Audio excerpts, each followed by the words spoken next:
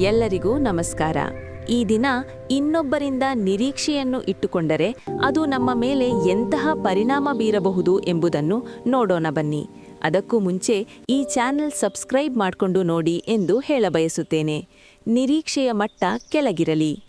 ನಮ್ಮೆಲ್ಲ ನಿರಾಸೆಗಳಿಗೆ ನಿರೀಕ್ಷೆಗಳೇ ಕಾರಣ.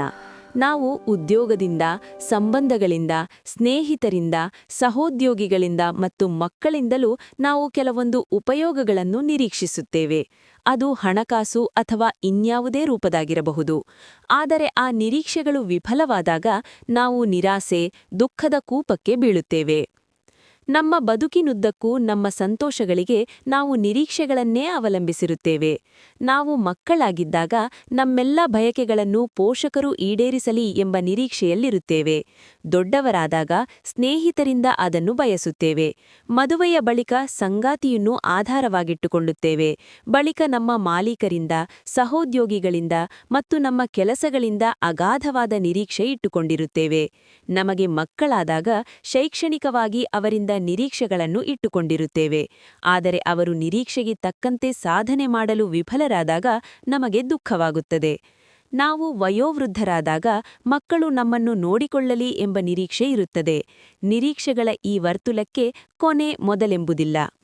ಆದರೆ ಒಂದು ಕ್ಷಣ ಯಾರಿಂದಲೂ ನಾವು ನಿರೀಕ್ಷೆಗಳನ್ನು ಇಟ್ಟುಕೊಂಡಿಲ್ಲ ಎಂಬ ಪರಿಸ್ಥಿತಿಯನ್ನು ಊಹಿಸಿ, ಬದುಕು ಸುಲಭ ಮತ್ತು ಸಂತೋಷಕರವಾಗಿದೆ ಎಂದೆನಿಸುವುದಿಲ್ಲವೇ? ಮಕ್ಕಳು ನಮ್ಮ ನಿರೀಕ್ಷೆಗೆ ತಕ್ಕಂತೆ ಶೈಕ್ಷಣಿಕವಾಗಿ ಸಾಧನೆ ಮಾಡದೆ ಅವರ ಸಾಮರ್ಥ್ಯಕ್ಕೆ ತಕ್ಕಂತೆ ಇದ್ದರೆ ಪೋಷಕರು ಮತ್ತು ಮಕ್ಕಳು ಇಬ್ಬರೂ ಸಂತೃಪ್ತರಾಗಿ ಖುಷಿಯಾಗಿರುತ್ತಾರೆ. ಅದೇ ರೀತಿ ಸಂಗಾತಿಗಳ ಮೇಲೆ ಯಾವುದೇ ನಿರೀಕ್ಷೆ ಇಟ್ಟುಕೊಳ್ಳದಿದ್ದರೆ ವಿಚ್ಛೇದನಗಳಿಗೆ ಕಾರಣವೇ ಇರುವುದಿಲ್ಲ. ಉದ್ಯೋಗದಲ್ಲಿ ನಿರೀಕ್ಷೆ ಇಟ್ಟುಕೊಳ್ಳದೆ ಪ್ರಾಮಾಣಿಕವಾಗಿ ಕೆಲಸ ಮಾಡುತ್ತಾ ಹೋದರೆ ಕೆಲಸದಿಂದಲೂ ಖುಷಿ ಪಡಬಹುದು. ಭಗವದ್ಗೀತೆಯಲ್ಲಿಯೂ ಕೃಷ್ಣ ಇದನ್ನೇ ಹೇಳುತ್ತಾನೆ.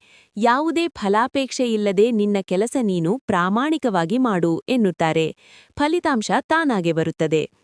ಯಾವುದೇ ಪ್ರಯೋಜನಗಳ ಲೆಕ್ಕಾಚಾರ ಮಾಡದೆ ನಮ್ಮ ಸಂಬಂಧಗಳು, ಉದ್ಯೋಗ ಮತ್ತು ಕರ್ತವ್ಯವನ್ನು ನಿಭಾಯಿಸಿದರೆ ನಮ್ಮ ಗಮ್ಯವನ್ನು ಯಶಸ್ವಿಯಾಗಿ ತಲುಪಬಹುದು. ನಮಗೆ ಆತಾಶೆ, ನಿರಾಸೆಗಳಿಗೆ ಕಾರಣಗಳಿರುವುದಿಲ್ಲ. ನಿರೀಕ್ಷೆಗಳ ಭಾರಕ್ಕೆ ಕುಸಿಯುವ ಮಾತಿರುವುದಿಲ್ಲ. ನಿಮ್ಮ ನಿರೀಕ್ಷೆಗಳನ್ನು ತಗ್ಗಿಸಿ, ಆದರೆ ಹೊಣೆಗಾರಿಕೆಗಳನ್ನು ಹೆಚ್ಚಿಸಿ. ಈ ವಿಡಿಯೋ ನಿಮಗೆ ಇಷ್ಟವಾಗಿದ್ದಲ್ಲಿ ಲೈಕ್ ಮಾಡಿ, ಶೇರ್ ಮಾಡಿ, ಕಮೆಂಟ್ ಮಾಡುವುದರ ಮೂಲಕ ನಿಮ್ಮ ಅನಿಸಿಕೆ ಅಭಿಪ್ರಾಯಗಳನ್ನು ತಿಳಿಸಿ ಎಂದು ಕೇಳಬಯಸುತ್ತೇನೆ. ಇದೇ ರೀತಿ ಉಪಯುಕ್ತ ಮಾಹಿತಿಯೊಂದಿಗೆ ಮುಂದಿನ ಸಂಚಿಕೆಯಲ್ಲಿ ಸಿಗೋಣ. ಧನ್ಯವಾದಗಳು.